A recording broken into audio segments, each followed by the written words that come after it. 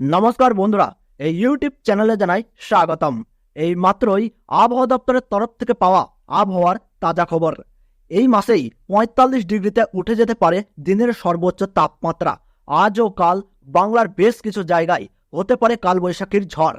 এবার গরমকে পিছনে ফেলে প্রবল গতিতে এগিয়ে আসছে ভারী বৃষ্টি।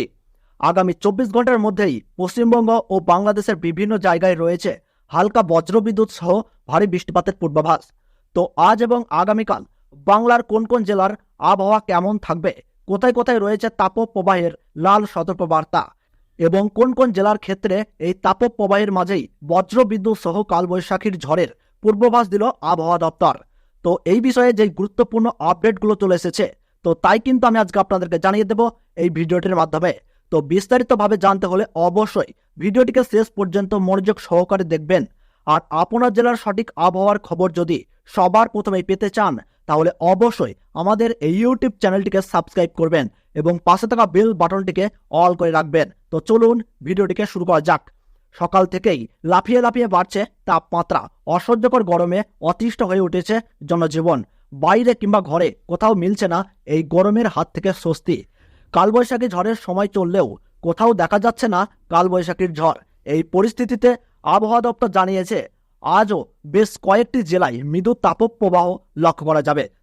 তারই পাশাপাশি আকস্মিকভাবে বজ্রগর্ভ মেঘের প্রভাবে ঝড় বৃষ্টিপাত হতে পারে দক্ষিণবঙ্গ থেকে শুরু করে উত্তরবঙ্গের জেলাগুলিতে।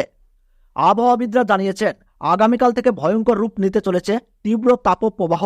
দক্ষিণবঙ্গের উত্তর ২৪ পরগনা, দক্ষিণ ২৪ পরগনা, পূর্ব মেদিনীপুর, পশ্চিম মেদিনীপুর, ঝাড়গ্রাম, পুরুলিয়া, বাঁকুড়া, দুর্গাপুর, আসানসোল, বসিরহাট, নদিয়া, মুর্শিদাবাদ ও বীরভূম জেলায় তীব্র তাপপ্রবাহ চললেও বৃষ্টিপাতের তেমন কোনো পূর্বাভাস নেই। কিন্তু অন্যদিকে কলকাতা, হাওড়া ও হুগলিতে আকস্মিকভাবে কিন্তু ঝড় বৃষ্টিপাত লক্ষ্য করা যেতে পারে। অপরদিকে উত্তরবঙ্গের ক্ষেত্রে দার্জিলিং ও কালিম্পংয়ে কিন্তু রয়েছে শিলা বৃষ্টিপাতের পূর্বাভাস। তার ওই পাশাপাশি আলিপুরদুয়ার, কোচবিহার ও জলপাইগুড়িতে কালবৈশাখী ঝড়ের পাশাপাশি ৩০ থেকে ৪০ কিলোমিটার গতিবেগে ঝোড়ো দমকা হাওয়া বয়ে যেতে পারে। এবং উত্তরবঙ্গের মালদাহ এবং ২ দিনাজপুরে বৃষ্টিপাতের তেমন কোনো পূর্বাভাস নেই।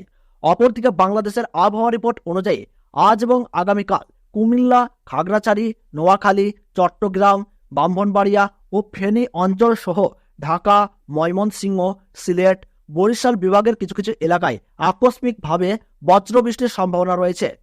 এই কয়েকটি জায়গা ছাড়া বাংলাদেশের বাদবাকি অঞ্চলগুলিতে তীব্র তাপপ্রবাহ বয়ে যাবে এবং তীব্র তাপপ্রবাহের মাত্রা দিনের পর দিন কিন্তু বাড়তেই থাকবে।